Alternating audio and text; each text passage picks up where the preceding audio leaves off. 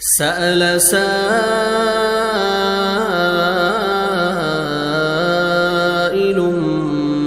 بعذاب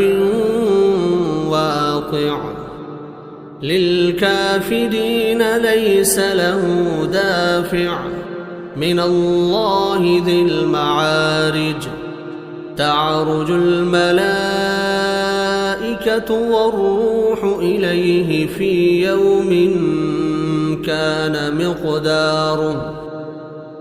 كان مقداره 50,000 سنة فاصبر صبرا جميلا إنهم يرونه بعيدا ونراه قريبا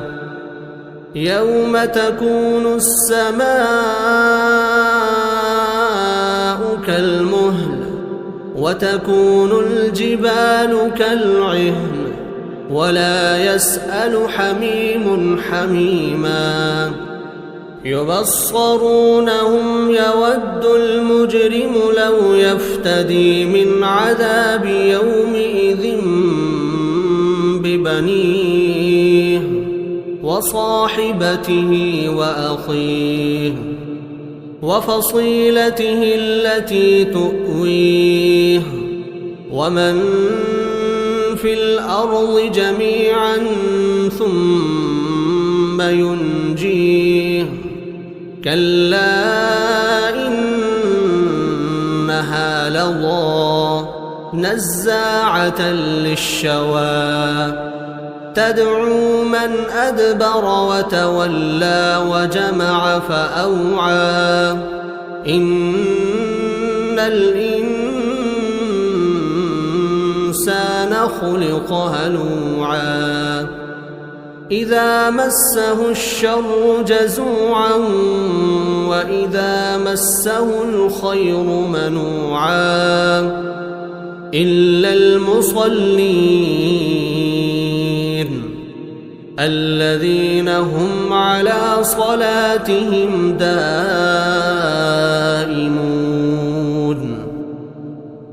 والذين في أموالهم حق معلوم للسائل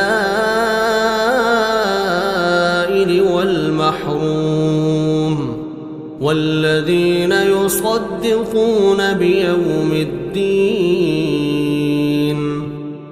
والذين هم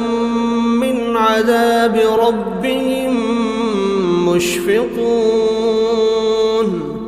إن عذاب ربهم غير مأمون والذين هم لفروجهم حافظون إلا على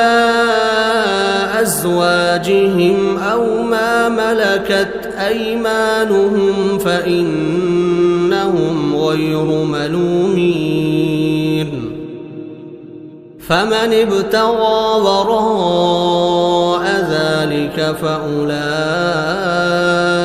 هم العادون والذين هم لأماناتهم وعهدهم راعون والذين هم بشهاداتهم قائمون والذين هم على صلاتهم يحافظون أولئك